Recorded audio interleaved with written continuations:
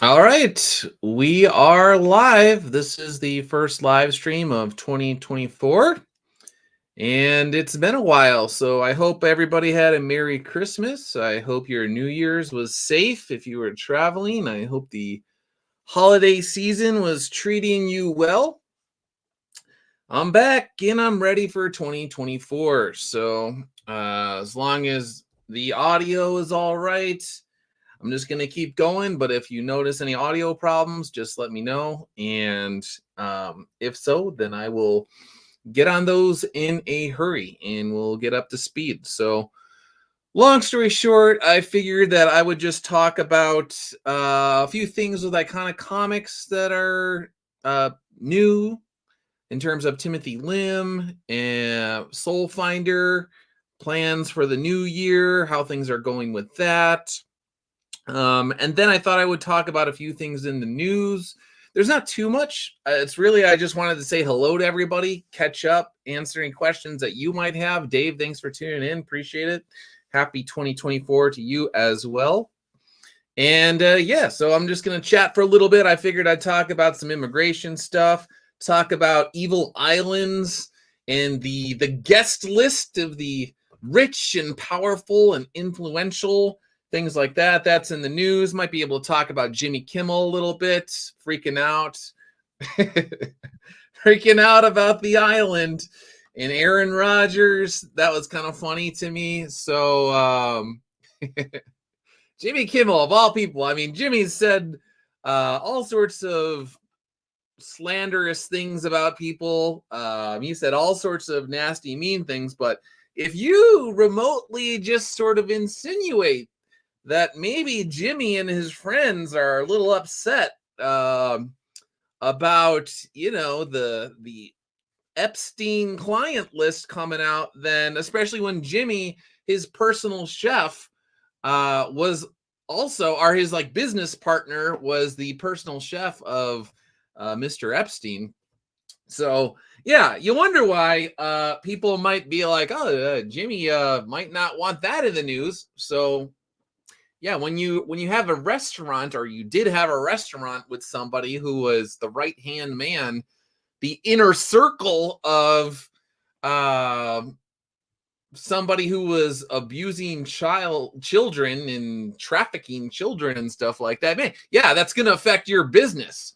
So yeah, he might be nervous about that. So anyway, I might talk about that, talk about the GOP election season plans. That's them, their quotes, not mine. Election season. It's not election day anymore, it's election season. And we're just going to seed that ground to people that want you to be able to vote for a month and a half, 2 months. Hey, why don't we just have a year, election year? And we'll just continue to count votes all year, and then at the end of the year, then we'll see who won. Yeah, that'll totally not have any sort of weird fraud and corruption in it. So, all right, let's see. Where do we want to begin here? Oh, and I figured, the other thing that is continuously in my news feed is this whether creators should be promoting other creators sort of thing. So I guess I'll just talk about that right off the get-go. So speaking about creators promoting other creators, the Godfo Universe guys, they've been talking to me for years, and they got their whole book done. I think I mentioned them on a couple other streams. It's like a 175-page book, something along those lines. They are already funded. They wanted a $1,500 goal. They got over $1,600. They got 40 backers right now. Check it out if it looks like it's up your alley. Cool. If not, no problem. But to me, they got the book done. It's ready to go.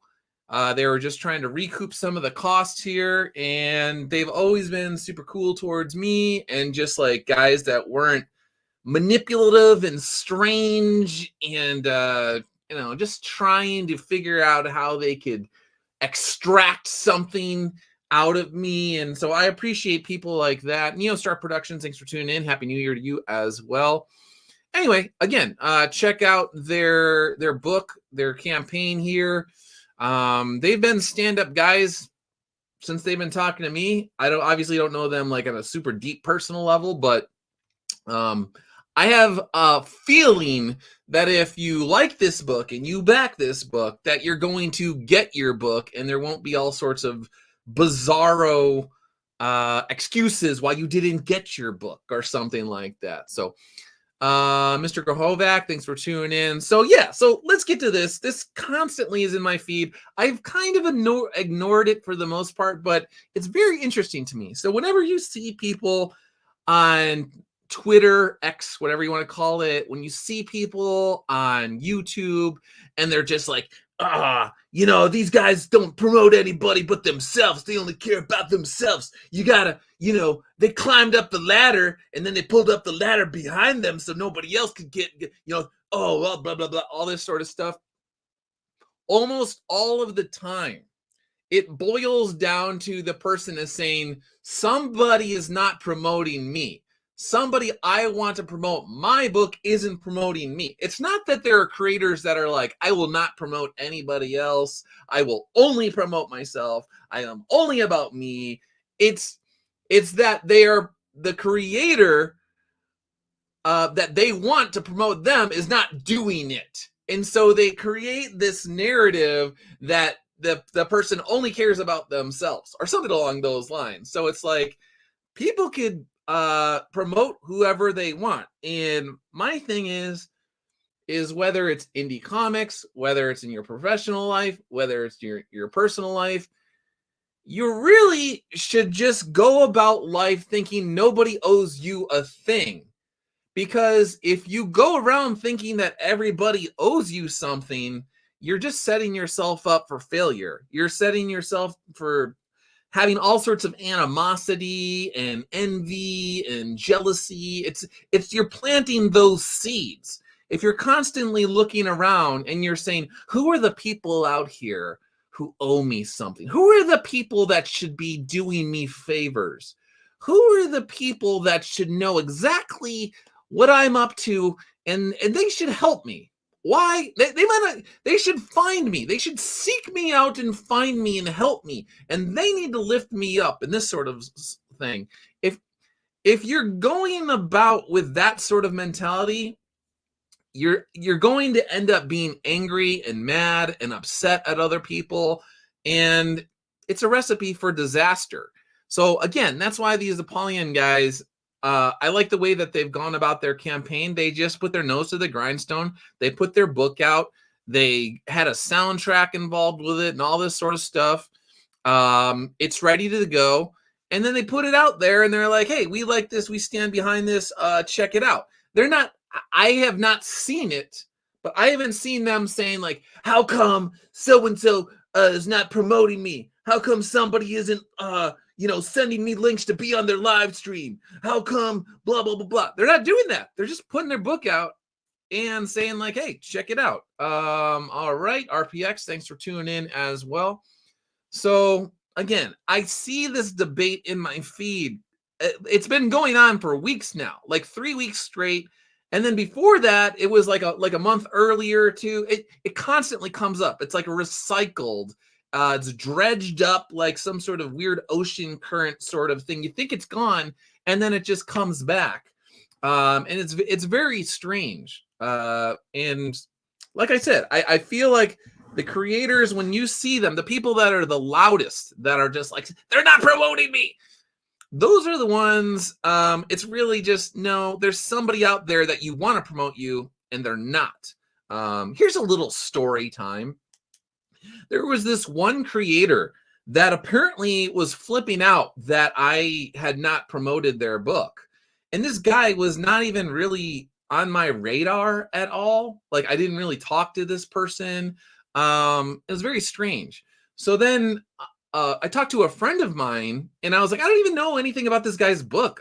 Like, why is this guy even like mad that I'm not, like, this is weird. I've never really gone out of my way. It's very rare, because years ago, every once in a while I would do that, and then my inbox would flood and people would send me GoFundMes. They would send me charity stuff. They would start sending me links to Indiegogos. And then basically all these people were telling me to like promote their books. And I was just like, this is getting weird. This is like my feed, my Twitter feed, which at the time I was working at the newspaper. I was like, if I started promoting all these people, my feed wouldn't even be my feed anymore. It would just be like me just promoting other people. And I don't even know if these are good people. I don't know if they're weirdos. I don't even know like if they're like honest people. I don't know if they're dishonest. I don't know. This is weird. And then there were some people that I promoted over the years. They screwed over their backers. Like I wasn't like, you know, rah rah sis kumbah, like some giant cheerleader for people or anything like that. But there were people that I promoted and then they ended up like screwing over their backers. And I'm just like, you know what? I don't want to do this unless I really know these people, unless I've talked to them. I got a really good feeling about them. I don't want to stick my neck out for some enigma, some unknown quantity or something like that. The most I will do is typically be like, hey, check this out. If it looks up your alley, cool. If not, fine. Like that's basically what I do because I trust that the people that are here, Dave, RPX, Neostar, Mr. Grahovac,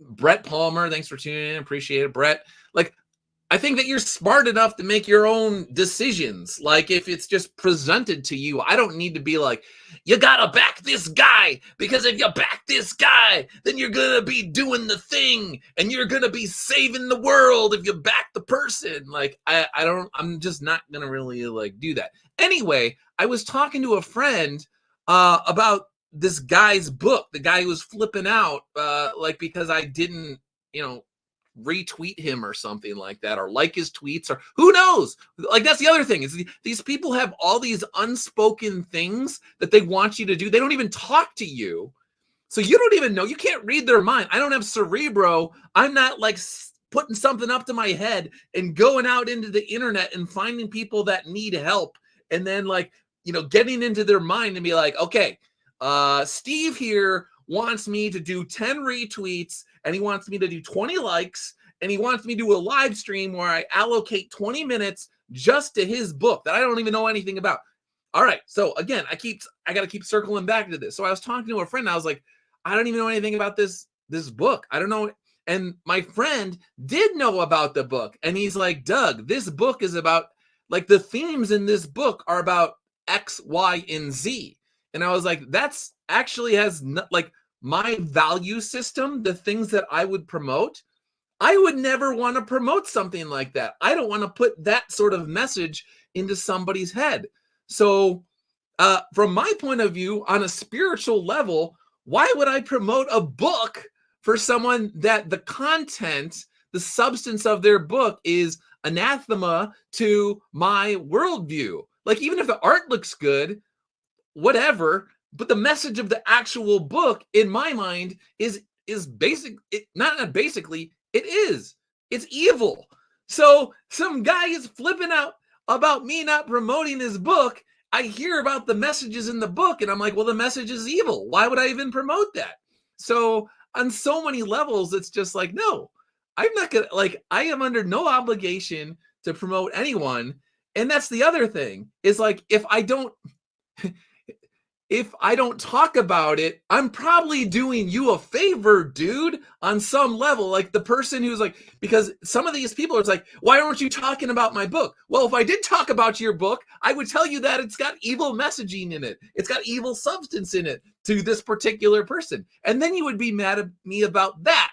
So would you rather me tell people that I heard about your book and then it's got all sorts of junk messages in it that I don't want people's head? Or would you rather I just be silent and leave you to your own devices? Again, maybe you should go about your business in the world thinking nobody owes me a thing. So that way, if somebody helps you out, then you're just grateful.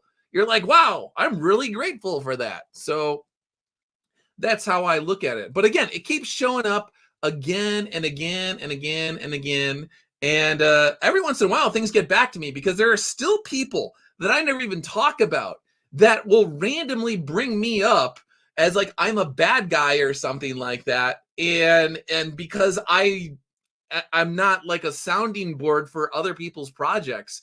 One of the things that I really don't like is when people like are like acting as if because they are a right-leaning individual and I am a conservative Catholic dude, that therefore I should co-sign on projects that are by other people who claim to be conservative individuals. Like, that's not the way it works. I really don't care about your personal politics on many levels in terms of like book promotion. Like, that might be like, oh, okay, well, maybe I'll give it a second look if I heard he is a conservative, maybe. But I want to know if the book is good. Are you a serious storyteller? What do you think about the craft of storytelling? Is the art solid? Is the art beautiful? What is the messages? Let's drill down. What is the message of your book? Because you can say until the cows come home that you're a quote unquote conservative person, but it doesn't mean you actually are. So, yeah. Let's see. RPX, is Doug aware he's from the do-it-yourself hard work generation? So, okay, I will admit to a personal bias here. So when I was 18 years old, I had $100 to my name. Some people who have followed me for years probably know this. I left my house when I was 18 years old. I went to the Army Recruiter in Schaumburg, Illinois, that was next to Moondogs, the comic shop. There was a Moondogs, which now is called Dreamland. It's right by Schaumburg High School. You could look it up on Google Maps. You see exactly where I went. Although the recruiting station, I don't believe it's actually there anymore. But anyway, it was Moondogs originally, then it became Dreamland Comics. Right across from it was the Army Recruiting Station. So I went to Moondogs. I think it was still Moondogs in the late 90s. I went to Moondogs. I was flipping through like Captain America comic books, the back issues, and blah, blah, blah, blah, blah. And I was like, am I going to do this? Am I going to do this? I walked into the recruiting station and I said, hey, how fast can you get me out of here? And then the recruiter was like, really fast. I can get you out of real fast. So I was like, let's do this, brother. And I said I wanted to go infantry. And he was like, all right, cool. He was probably thrilled about that because, you know, it doesn't, if you want to go infantry, you know, if you said you wanted to be like a, you know, nuclear scientist or something, like, I don't even know what like, you know, they'd be like, all right, let's look at your ASVAB score, brother. But yeah, if you were just like, yeah, I want to be infantry, I want to go to a ranger school or something like that, they're like, all right, we will throw you in infantry very quickly. So yeah, I did all that, and then I came home and my parents and everybody were eating dinner, and I was like, hey, guess what? I signed up to go into the Army. And then my mom was just like, what? My mom was not happy at all. And my mom was basically, she said to my dad, she's like, tell him he can't do this. Tell him he can't do that. And then my dad goes, he's old enough to make his own decisions. That's what he's going to do. He's going to do it. And my mom was like, what? And I was like, yep, well, see you later. And then I was gone. I did my little duck walk test, and you know, like you do all the testing to make sure your back's okay or whatever the heck it is. I ended up screwing up my back while I was in the military, but before I went into the military, my back was perfectly fine. But yeah. So anyway, fast forward in time, I'm in you know, infantry battalion, and you know, company Charlie Company 118 or whatever. And yeah, there's no excuses. You just got to do your stuff. So for years, it was inculcated into my head, like, yeah, there's no excuses, man. Just if there's an obstacle, you got to figure out a way around it. You got to go through it. You got to go under it. You got to go over it. You got to go around it. Whatever. You got to blow it up. Like, whatever it is. So all these people, these other creators out there that are just like,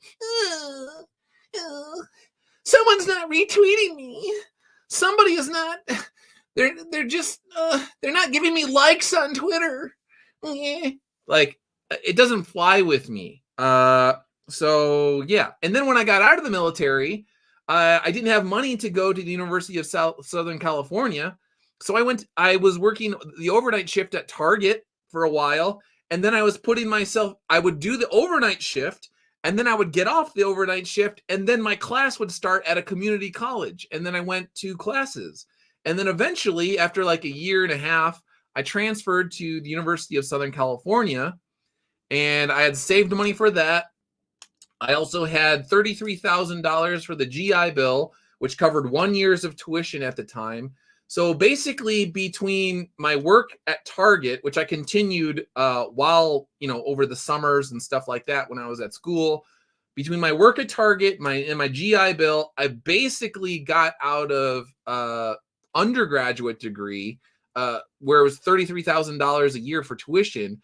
I got out of college with we'll just say $20,000 in debt, which is pretty good at that particular time. So I put myself through undergrad, and then I put myself through graduate school. I moved out to Washington, D.C., and I basically used all of my savings up until that point to move to Washington, D.C. I had this very tiny apartment with there was nothing. I made a bed out of my own clothes, like a mattress, for a while. And then I ended up getting a job at the gym at American University. And then I started working full-time at American University. So I worked full-time at American University's gym, which was open to the public. And eventually I became a manager there. And then I was going to school full-time. And this was for most of graduate school. Eventually it became too much, and I had to go down to half time at the gym. And then I got a huge portion of my tuition paid for graduate school as well. Although I exited graduate school with between undergraduate still needed to be paid and graduate school, I had $75,000 in student loan debt, which I then paid off eventually working in Washington, D.C. I paid off all my student loan debt. The moral of the story is if you're coming to me complaining that I need to help you get your campaign over the finish line or whatever, it's not going to work. It's not going to fly. And if you call me all sorts of names and you say I'm a mean person, I don't care, because you got to show people tough love sometimes. That's what they need. So anyway, again, Apollyon 20XX, live not by lies. Powerful global elites have created their own god. Only a group of young augments can stop them. That's a good springboard for our next topic of conversation. I guess we could just go right to Mr. Epstein, the deceased Mr. Epstein. And anyway, congrats on fulfilling your campaign, guys. All right, so let's see. Talking about people that view themselves as gods. All right. All right, let's see. Neostar. They come to you expecting a whole advertising service, yet they can't even bother to say, hey, break bread or discuss Ditko with each other. No sense of courtesy or decorum. That was about the same reaction most of my relatives had when I initially enlisted. Unfortunately, a bad back and flat feet ended that journey. Well, you still enlisted, so you can't help if you have a bad back. You can't help if you have flat feet. That's out of your control, man. But that's pretty cool that you still enlisted. So, all right. Let's see. The Epstein stuff is all over the news lately. One particular story, billionaire hedge funder Glenn Dubin was the first person Epstein victim claims Ghislaine, or whatever you want to call it, Maxwell sent to have sex with. So again, that's her claim. And I'm sure that Mr. Dubin would say, if he's, well, he's probably going to deny that all day and all night or whatever. But we do know that's the very interesting thing about the Epstein situation is Miss Maxwell is in jail for being the fixer for all sorts of child sex trafficking and stuff like that. So she's in jail, but all of the clients of Mr. Epstein are either unknown or they walk free. So how can you have a situation where you have somebody who's in jail for doing all sorts of evil stuff and being the facilitator of it for powerful, rich people? But then the powerful, rich people, they're just considered, quote unquote, John Does. And we don't know. And it's always claimed, because it never goes to court. Very interesting. So my thing with this was that years ago when I was working at the newspaper and I was actually talking with another woman who was down in Florida who was seriously investigating Epstein and all that sort of stuff. And I was randomly doing stories on these sorts of things and making a lot of people very uncomfortable. We'll just put it that way in terms of editors and other people. Years ago, if you ever talked about this sort of stuff, you were mocked, you were ridiculed, your accounts were throttled, your accounts were torpedoed. You had to be very careful about what you said. And the media narrative was that only poor, dumb, and trashy people could abuse children. But they would say essentially that powerful and intelligent and materialistic individuals did not abuse children. That sort of thing did not happen. There's one specific individual who I know who was in the media who always used to do this sort of stuff. He would just always act like DC quote unquote elites. They were incapable of doing those sorts of things. And it just always grossed me out because I was like, you are the elitist. You are the one who is sneering your nose. You're just, oh, smart people don't do that sort of stuff, Doug. What are you talking about? The only people that abuse children are in the vans down by the river, as Chris Farley would say on Saturday Night Live. They always try and make it sound like it's just the creepy guy in the van who's going around the neighborhood trying to like grab a kid or something like that. And he's some yokel or something, like he's like a backwoods person and he's got an IQ that's about like 85 or 90. He's barely functioning. Those are the people that abuse children.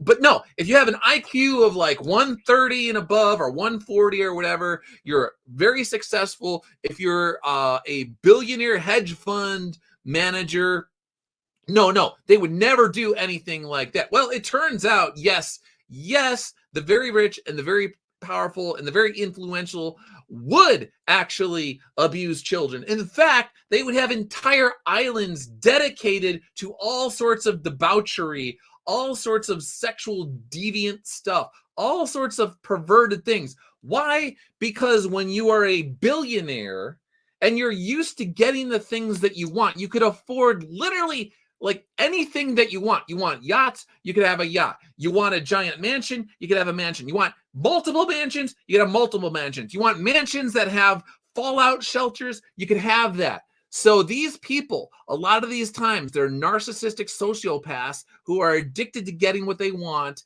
They're all about themselves. And when you have $1 billion and you can have everything, well, then where do you go from that? If you always have to have your desires fulfilled all the time, you want the things that you can't have. So then when you're a billionaire, you're like, well, the things that I can't have are what society says I can't have. Well, who am I? I'm a billionaire, damn it. I'm a politician. I'm a president. I can get whatever I want. And you're telling me that I can't have X, Y, and Z? You telling me, the billionaire hedge fund manager, that I can't have, underage children or whatever as a billionaire? Well, then the billionaires, that's what they want. They want the thing that they can't have, that the world tells them, that their own conscience tells them deep down, you cannot have this thing. And they're like, no, I will have it because that is what I want. And I am essentially, they're declaring themselves little gods. And so they get thrills. If you're a billionaire and you get like an adrenaline rush off of all sorts of things, and you could have all the drugs in the world that you want, and you never get, but again, they go to the taboo things that human civilization essentially has told them, you can't go there. That's off limits. No, it's evil. And so the person who has everything, who wants more and more and more, it never ends. It's an infinite abyss of wants and desires and those sort, and trying to fulfill your cravings. They will just keep diving deeper and deeper and deeper and deeper. And actually, Soul Finder Volume 5, on some level, it takes place in a nuclear submarine. On some level, it's the history of Nebel from Black Tide. A lot of it is about that sort of stuff, going deeper and trying to go into the abyss to see how deep it can go. It's infinite, dude. It never ends. It's just a giant infinite cavity. And you think no matter how dark and evil that you think that you can go, there's always another level to it. It just keeps going down and down and down. Anyway, so that's the road. That's the ocean these people are swimming in. And again, they want to see how deep it goes. Yeah, man, it goes real deep and it gets real dark.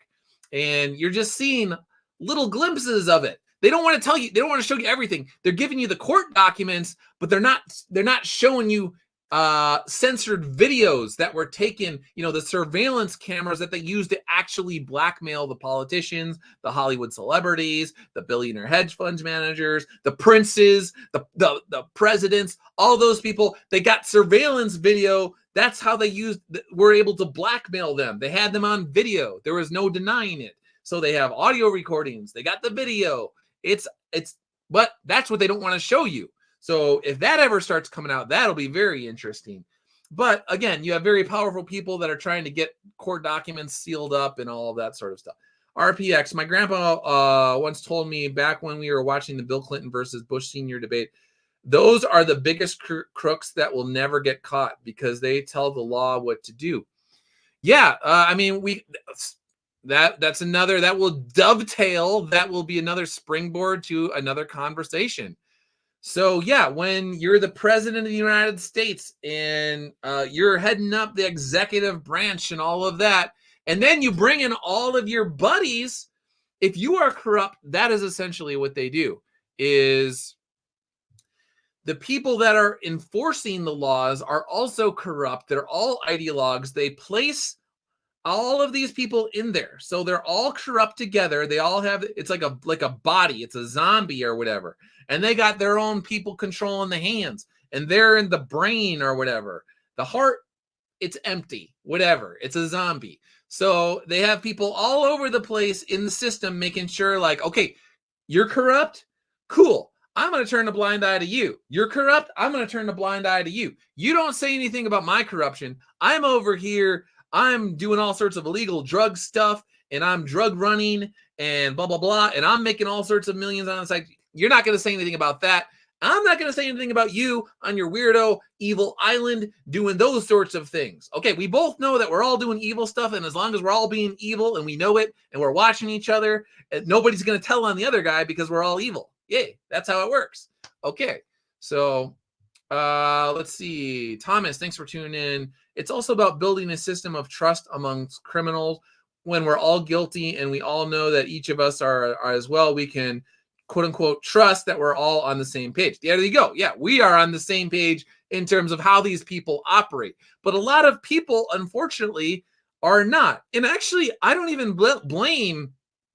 I'm not even angry at your, Joe Snuffy out there who's trying to work 3 jobs to, support his family. He doesn't have time to be delving into the lives of Bill Clinton and hedge fund managers and Hollywood elites and where they're going. And he's not keeping track of all that sort of stuff. And on another level, if you're actually a moral person, what these people are doing on evil islands is so outside your world. Like they're basically on another planet, and spiritually they're a totally different place. So it doesn't register to your normal person how you could abuse children and how you could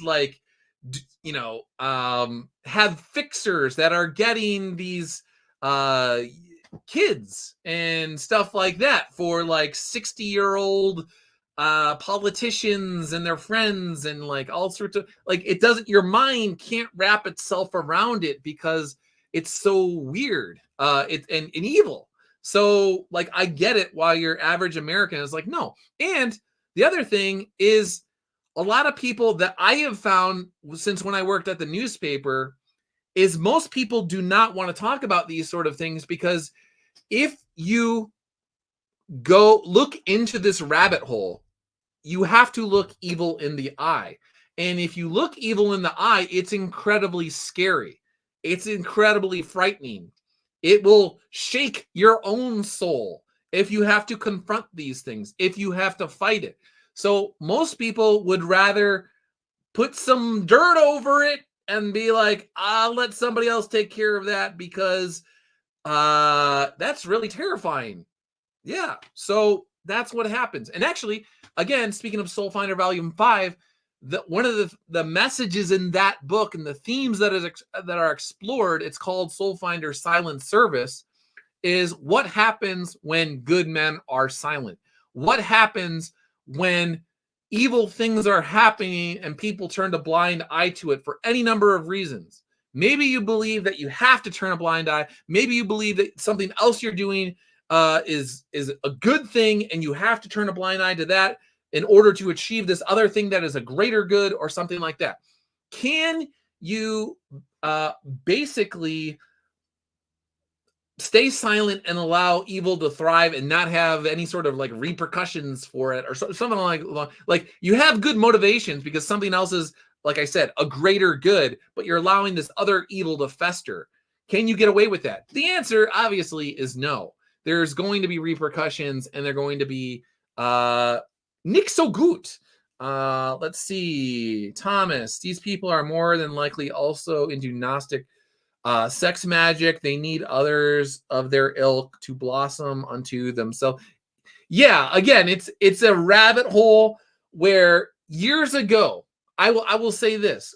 When I was working at the newspaper and I was looking into all of this, and there was all the WikiLeaks documents, and I was very limited about what I could write. We'll just put it that way. But I tried very hard to write about Epstein. I wrote about the Podestas. And I wrote about a lot of that sort of stuff. And I did not make very many people happy. They were not happy. Anyway, when I was looking into all this stuff, and when you understand that it's real, I remember I was sitting in my parents' place, and I was talking to my dad, and I was literally like crying because it's real, and I wanted to write about it, but it was very hard to be able to do it in a way where it would be published online, because people were so skittish of it.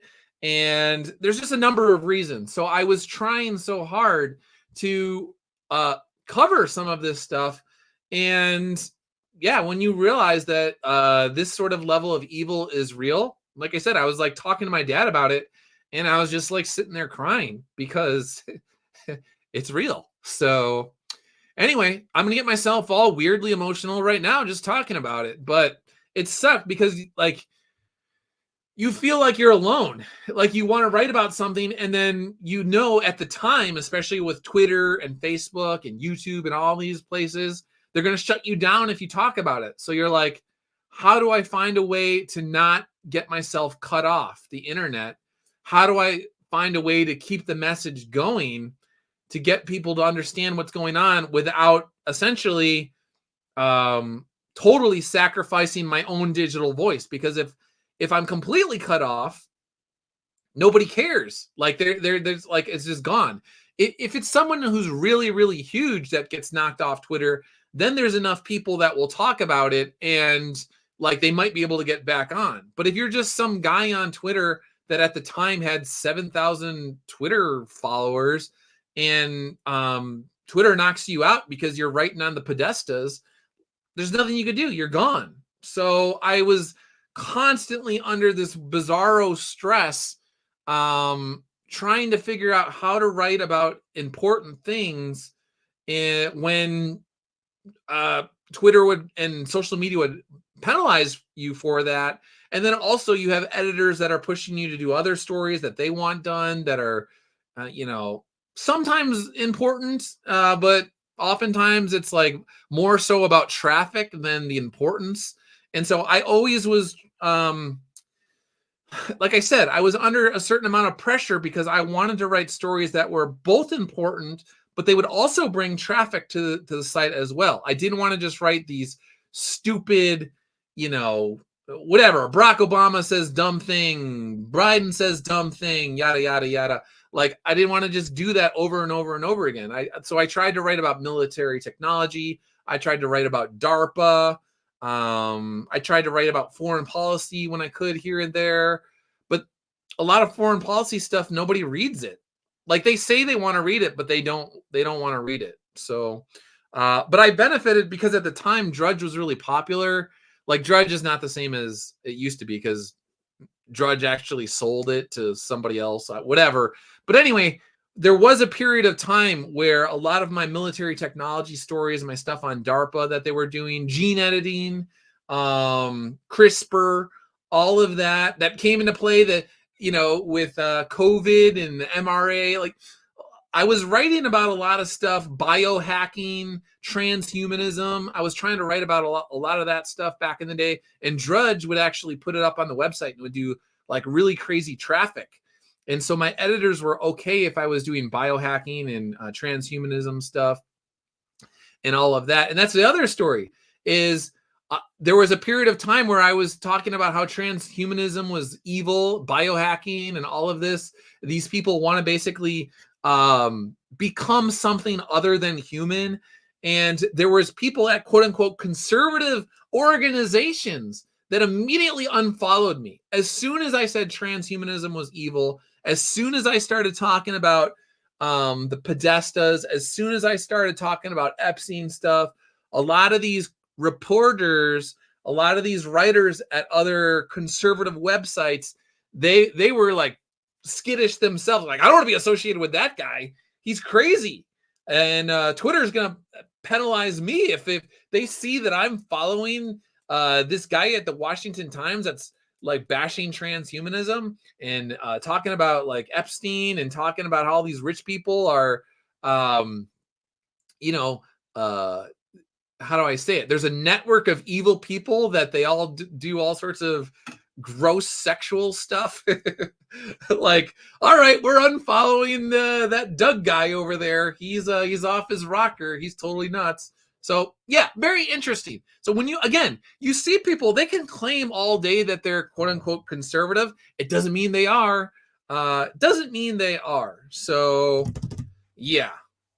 Let's see. You can broach the subject either by history or future fiction. No one wants to talk about it in the present. Yeah. So a lot of times I've been using my Soul Finder stories to talk about certain themes that otherwise it would be very difficult to. It's subversive for God. It's subversive for virtue. It's subversive for truth and beauty and goodness. That's what the aim is. I might not always hit the mark, but I'm trying to tell stories that impart good messages. Transhumanists and the Nephilim have a lot in common. So yeah, I wonder if YouTube's gonna ding me for this one. They always ding me anyway. Amen. That's the way we have to go about it for now, at least. Neostar Productions says transhumanism. Yeah, if you're not familiar with transhumanism, look into it. It gets really weird really fast. So I don't know. You got to figure that out. All right. So we talked about the Evil Island, Jimmy Kimmel upset at Aaron Rodgers. Didn't really get too much into that. But other than the fact that Jimmy Kimmel, I mean, come on now. When you're a business partner with Epstein's personal chef and you act like you never knew anything that was going on that. It's not that like Jimmy Kimmel is just super close friend. There's like an extra clip you can that like literally they were doing extra clips of Jimmy Kimmel and the personal chef of Epstein and their business ventures together years ago or whatever. So it's one thing if you're just friends with somebody who's like kind of like a gross guy or he's got a side to him. And you're like, you know what? He's a little bit vindictive. He can be a little, prickly at times. He's a little bit of a cad. Okay, so there's that kind of friend. And then there's the friend that is the personal chef who, of a child sex trafficker, and you're acting like you never knew anything about it. You're immersed in Hollywood with all these people that are going there. You're immersed in politics, activist ideologue politics. You're inviting senators onto your show who have been seriously buddy with this guy, not just like, a random fundraising event where he goes there. No, you're in deep in the relationship with this like guy who's into like evil stuff. And yeah, no, you didn't know anything. You didn't know anything. It's sort of like the Weinstein stuff, where after the fact, all of these people, Seth Rogen and these guys came out and they're like, yeah, we knew he was a bad guy, but we didn't know what, we just didn't say anything. We didn't say anything. So you knew about Weinstein. You didn't say anything about Weinstein. You knew about Epstein, but you didn't say anything about Epstein. You're like, oh, we didn't know. We didn't know. You all knew. And what's very interesting as well, random side note, Oprah Winfrey. How come Oprah Winfrey, every time like there's super shady people that are into bizarro sexual stuff, they're really close friends with Oprah? I don't understand. Kevin Spacey, Bill Clinton, Epstein, Weinstein, all the people that are going to the island, you end up like Oprah's like good friends with all these people. And like she's like talked about, was the one guy was like John of God. He was like some cultist or whatever. Like Oprah was all about that guy. I don't know if that's his exact name, but like he was another one that he was like into like demonic sex stuff, and he was like his own sex trafficker. I forgot the whole story. I'm sorry I don't have it like on like instant recall. But Oprah, over and over and over again, is constantly tied to people that end up being in criminality, deviancy, sexual perversion, all sorts of stuff like that. Very, very interesting. So again, you're going to pretend like you didn't know anything. We're just going to scrubberoo, make sure that none of this, we're not going to talk about all that. So yeah, interesting, Oprah. All right, what else? Blah, blah, blah, blah, blah. On a more positive note, I mentioned this is the second time. So on one of my previous streams, I mentioned that I was praying and I sort of like deviated, and sometimes I'll start talking to my guardian angel. I think I told you before, my guardian angel has saved me multiple times over the course of my life. There was one time I was at a red light, and there's like a busy road, and the light turns green. I literally heard a voice in my head, but not my head. It said, "Don't go." Like very clearly, like don't, like somebody was next to me, but they were not next to me. So I'm just sitting there, light turns green. I'm going to turn, right. And there's this hill, and a voice goes, "Don't go," like just very authoritative. And I was like, what the heck? And I was so confused that I obviously didn't go, because I was like, whoa, who's talking to me?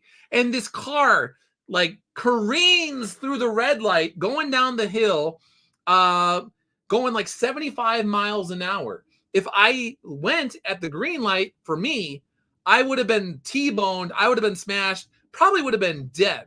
Anyway, so thank you, guardian angel. Thank you, God. Anyway, so sometimes I'm like praying to my guardian angel, and I'm talking about Soul Finder, and this happened like a few weeks ago, and then it happened again. I'm at night, I'm like, hey, listen, if it's within God's will for my life, if you could help me out with Soul Finder, that would be like kind of cool. But if not, no biggie. But if it is in line with God's will, I could use a hand with the Soul Finder stuff always. And I wake up I go to bed. I wake up the next morning, some guy, I don't want to say who he is right now, but he's got a very large social media following. He's a Catholic dude. And he reaches out to me on LinkedIn, and he's like, hey man, is there anything I can do to like help you out with Soul Finder? And so then this is my message back to him on LinkedIn. And I was like, wow, that's so cool, man. Like, check this out. Last night before I went to bed, I was saying my prayers, and I haven't been giving my guardian angel the time I should. I started praying about Soul Finder and said that if it was in line with God's will, then I could always use a hand with getting the word out about the books. I woke up this morning and saw your message. Make of that what you will. So my message to you is make of that what you will. What are coincidence? Like what are the chances you would specifically change your prayers and go out of your way and talk to your guardian angel and say like, hey, if this is what God wants for me, I could really use a hand from some people that could get the word out about this. And you wake up within 8 hours, 10 hours, the next morning, somebody reaches out to you on LinkedIn, which I'd never use LinkedIn either. That's the other thing that's funny about it. It reaches out to you on LinkedIn and specifically says, hey, I know you got this comic thing going, and for whatever reason, I feel like I should ask you if there's anything I should do to help you get the word out. So I'm sure there's people watching right now or out there that'll say Doug, it's just a coincidence. It's totally a coincidence. Yeah, I mean, what are the chances? What are the odds? Let's do the math on that one. That, I would just change up my prayers that I normally say. I would specifically ask for something and say that it is blah, blah, blah. And within hours, this totally, out there statistical outlier sort of thing, somebody reaches out to me and specifically asks me if they could do the thing that I had prayed about. I don't know. I mean, come on now. So anyway, I said on Twitter, this is just me. I'm trying to say, if you don't believe in God, that's your thing. But I'm telling you from my experience over and over and over and over again, God's real. God loves you. If you haven't talked to God in a while, God wants to hear from you. Just open up a conversation. Yeah. So anyway, that's a little trying to, we're talking about all this evil stuff. Gotta clean the palate a little bit, I guess. So let's see. Do we want to talk about immigration or not? I probably should real quick. I mentioned that early on. Oh, Matt Weldon, if you're down in Texas, he's going to be there with Bill Williams in Victoria, Texas, if I'm not mistaken, January 21st and 28th. So, also, Bill Williams. Talked to Bill Williams for about an hour yesterday. Bill is going to start lettering Soul Finder Volume 4 very soon, and he said he probably should have me pages next week. So we are continuing to make progress. I apologize for, not getting it out earlier, but when you see it, I'm very happy with the way it's turned out. I actually got some new art yesterday from a dude. I don't want to talk about it too much yet. He gave me showed me 2 pieces. One's basically done. The other one's almost there. And it's really, really good. It's really good. When can we expect the next Soul Finder? A lot of it will depend on when it gets lettered. So like I said, Bill said he's going to start lettering it, if not this weekend, early next week. He's got some stuff to do, and he's going to be at a show in the near future. But Bill works pretty fast, and he does a good job, obviously. That's why he continues to come back. So once it gets lettered, my guess is he could probably do it in the next few weeks. Then it just needs to get formatted. And then when it's formatted, typically, I don't know. I'm going to launch a Kickstarter campaign for this one. I'm 95% sure I'm going to do a Kickstarter campaign. And, but anyway, the softcover books, I could usually get those in a month. And then the hardcover books are probably going to take 3 months. That's my initial estimate, but I have to look into it. Anyway, so I'm going to start building the campaign in the very near future, bit by bit. I was talking to Tim about that, and he was like, dude, just start building the campaign right now, and then when you're ready to launch, you can launch. So I don't know. Maybe launch a campaign in February. I'm not 100% sure. I just wanted to get it lettered, and I wanted to get it formatted. And as soon as that, basically, when everything is done, and I talk to the printer, and they're like, Doug, yes, we could do this. It'll be 3 months, and you will get it. We know it'll be done. I'm trying to take as much of the question marks off the table. And if something can go wrong in indie comics, it will go wrong. But if the book is literally done, that takes many fears off the table. There's certain things that just simply cannot and will not happen. If it's already lettered, I can't have a problem with the lettering. If it's already colored, can't have a problem with the coloring. If Matt Weldon did 100% of the art, it's 100% done. So that's been my thing, is I want it done, and I do not want there to be any sort of bizarro things going on. So sorry that doesn't really answer your question, but at least we know that it is at the lettering stage right now, and we'll go from there. RPX, I just like that their format better, and they take the money right up front. All right, so here's the immigration thing I was mentioning earlier. So down in Denver, you have this. Hopefully, I could play this. You have these people. I have my granddaughter who is 7 years old. We live in tents. It's sad because we can't sleep. The cold is too much. They're in Denver. Denver is now using $180 million, or they estimate that. Almost anytime they estimate something, double, triple, or quadruple it. They say they're going to need $180 million of taxpayer money. Very interesting. It's cutting into the budget, 10% of their budget in Denver, to now take care of all of this. So my point is you continuously have people that are saying like, hey, what is going on? How come record number of all these migrants are coming again and again and again? And how come they're being funded by nonprofit organizations, these, non-governmental organizations, NGOs, and all of this? They're literally paying for people from Yemen, parts of Africa, Pakistan, all sorts of parts of South America, just literally all over the world, are somehow they're being paid and they're coming. And then the point of entry is the southern border. And you have like hundreds of thousands of people like over each month or whatever it is, translating into millions of people over the course of the past few years that are coming. Thomas DeVries. Sadly, Catholic charities are involved with this. Yes, and I'm telling you, as a Catholic, here's the thing, what people don't understand.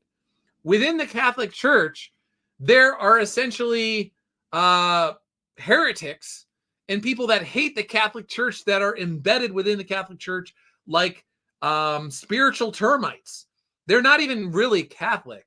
They're like basically socialists and communists that are, they call them, they've actually infiltrated the church from within. That's how they want to destroy the church from within. So you have people, they're not really Catholic. They're Catholic in name only. And they're essentially, quote unquote, globalists. They're communists. They're socialists. And they do the same thing to the U.S. government. So they're in the U.S. government and they talk about freedom and liberty and all this sort of stuff, but it's all a ruse. It's smoke and mirrors for what they really are underneath. And so they want to destroy America. So my tweet here, I'm going to read this and then talk about it. America as a whole has historically been resistant to class warfare due to impressive social mobility. Ideologues have instead used race as their preferable wedge issue. So in the United States, for generations, people have come here believing in the American dream. I can come here from India. I could come here from Jamaica. I could come here from China, wherever. And within a very short amount of time, relatively, my children could be doctors or lawyers or whatever they want to be. They could start their own business. They could start their own little empire, food empires or whatever. And more often than not, that has been the case. Within a few generations, the upward mobility is it's good.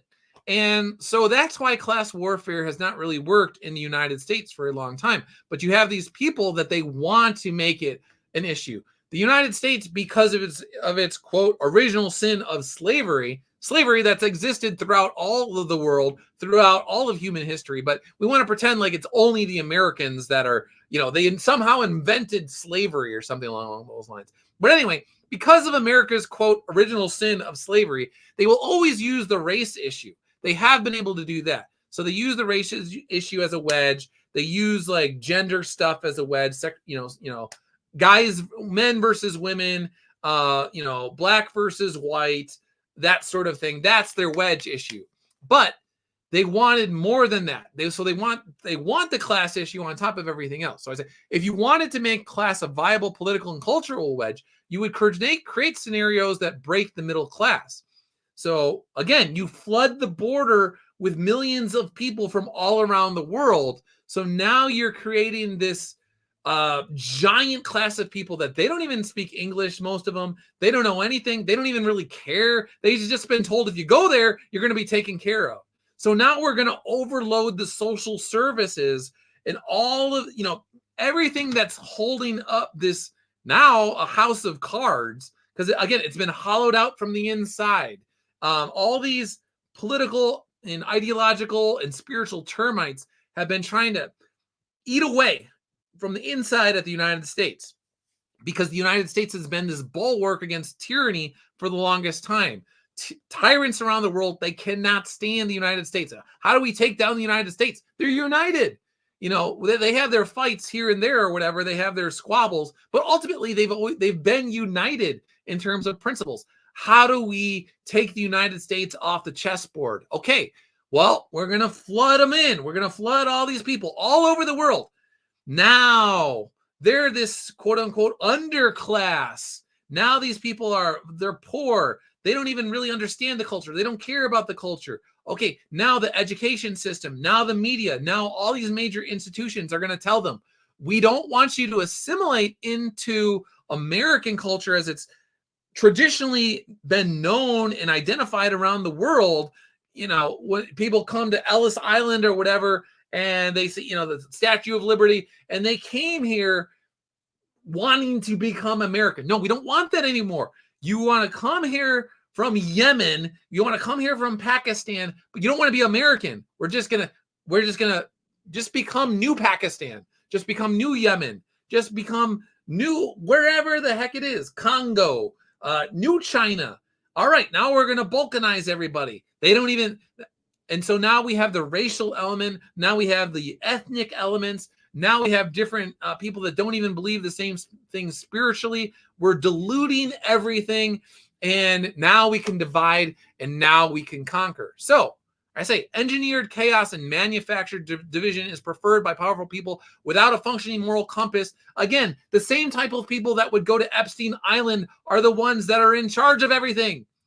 They don't care. They don't have a functioning moral compass, who regularly exploit chaos and division to their political and financial advantage. So you have people that have zero moral compass. They're perfectly okay going to child trafficking islands. That's the kind of people we're dealing with. These are the people in the major agencies. Not all of the agencies, but they are corrupted. The cancer has spread throughout the administrative state. These corrupt people are everywhere. They hate the United States, but they know that they could profit off of chaos and division. So that's why you are seeing these things in Colorado. You are seeing what you're seeing down in Texas. You're seeing the border states, Arizona, all of these places. If you're wondering, like, this is insane, I don't understand it. Well, it's insane to you because you are sane.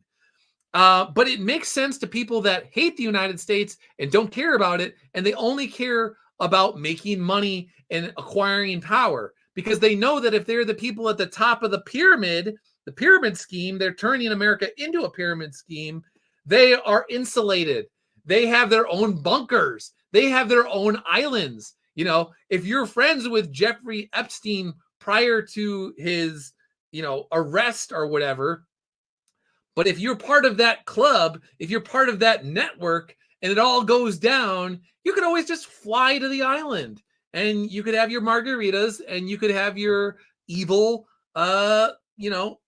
perversions that you have.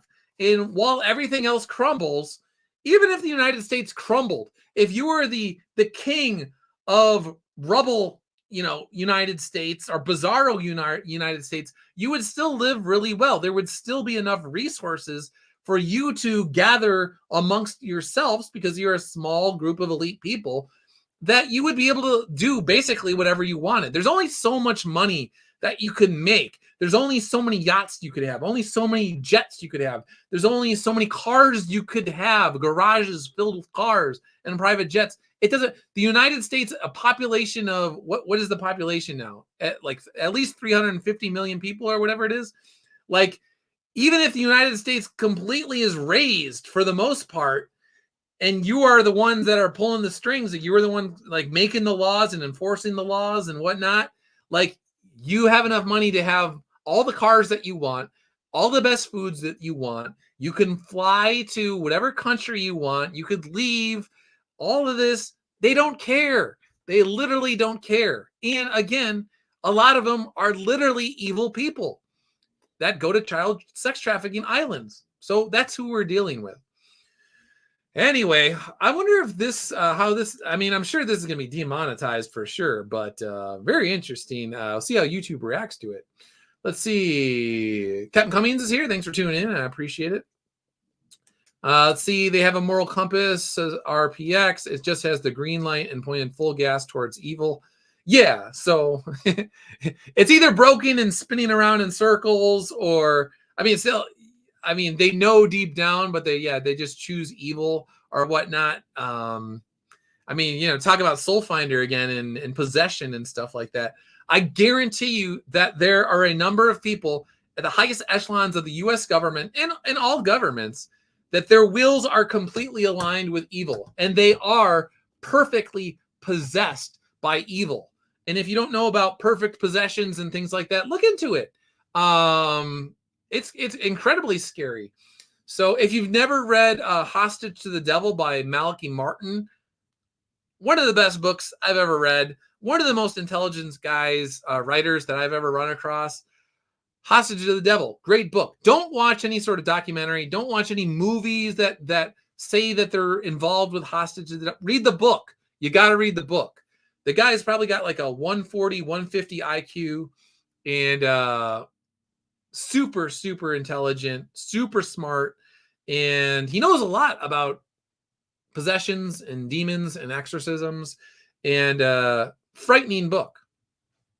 Neo Star Production, not to mention the rampant double talk and contradictory statements and their talking points.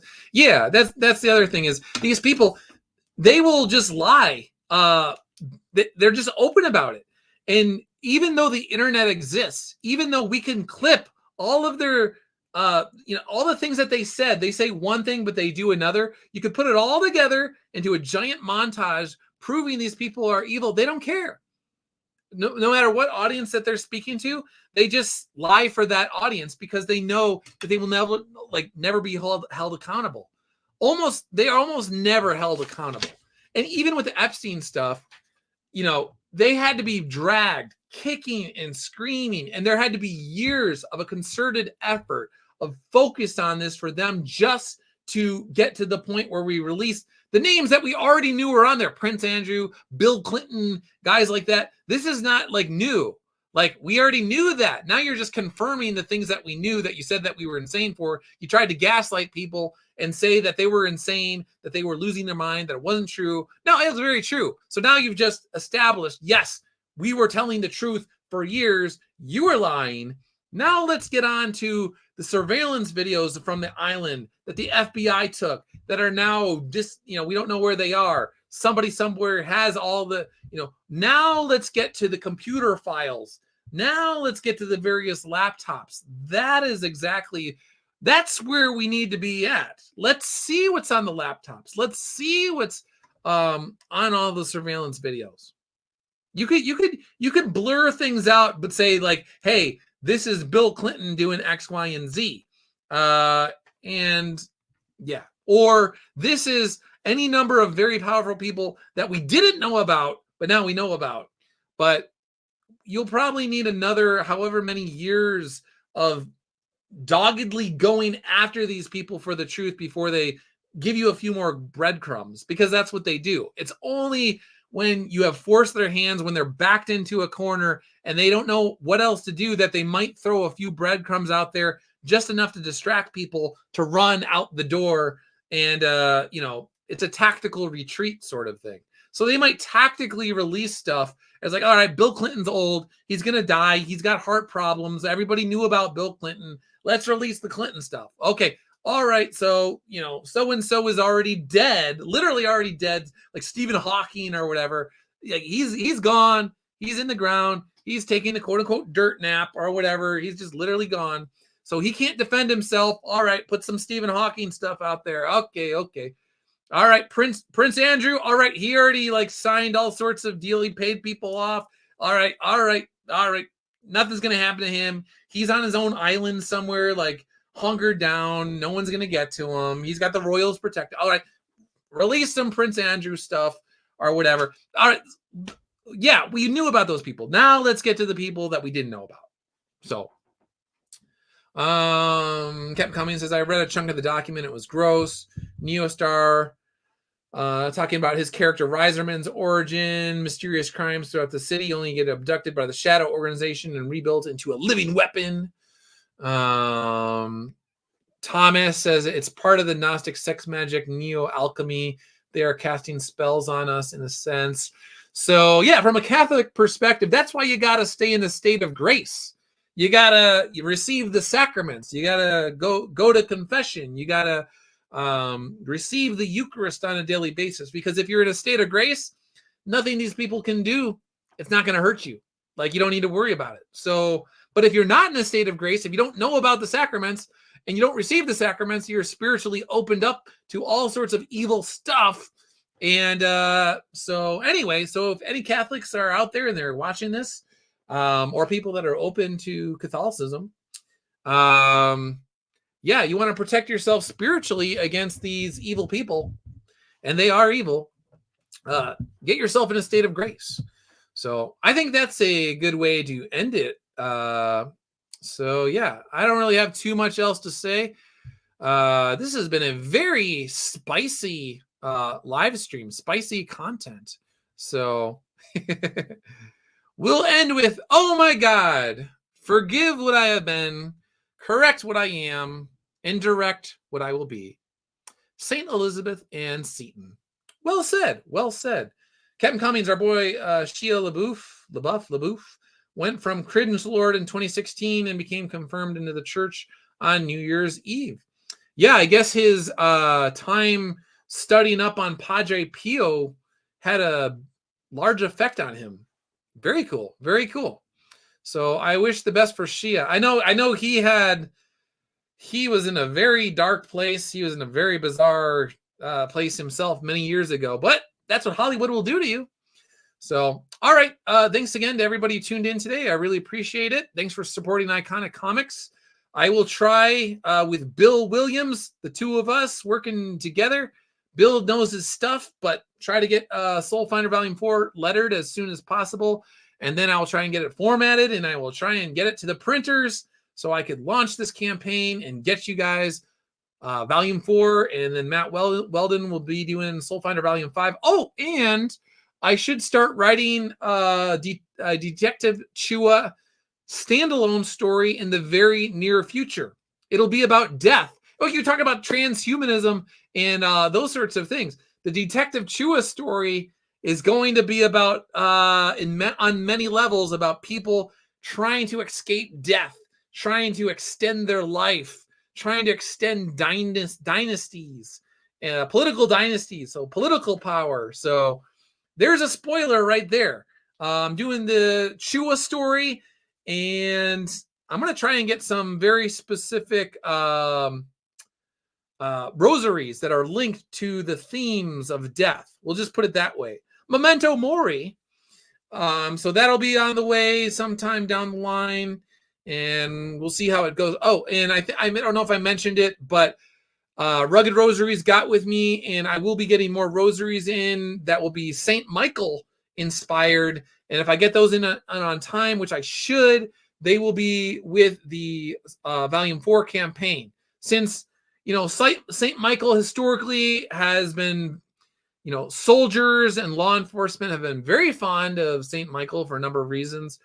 But so I wanted to tie that into a story that it was, about the Vietnam tunnel hound, the tunnel rats. My guys are called the tunnel hounds, but it's about the tunnel rats, are inspired by the tunnel rats.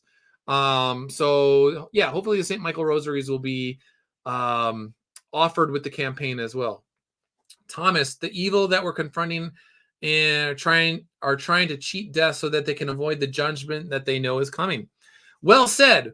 And like I said, the Chua standalone story will be on many levels about that. Chua he's trying to solve a cold case, and while he investigates this cold case, it opens up a whole other can of spiritual worms, evil spiritual worms, and he gets in over his head in many respects. And so he's got to deal with that. So hopefully you like that story when that's available. I should start writing it in the very near future. There's one more book that I'm trying to finish that's helping me out a lot with the research that I'm doing. It's, it gets into the pharmaceutical industry and stuff like that. So anyway, thanks again for tuning in. I appreciate it. I'll be back hopefully next week with another stream, and I'll see you guys later. See ya.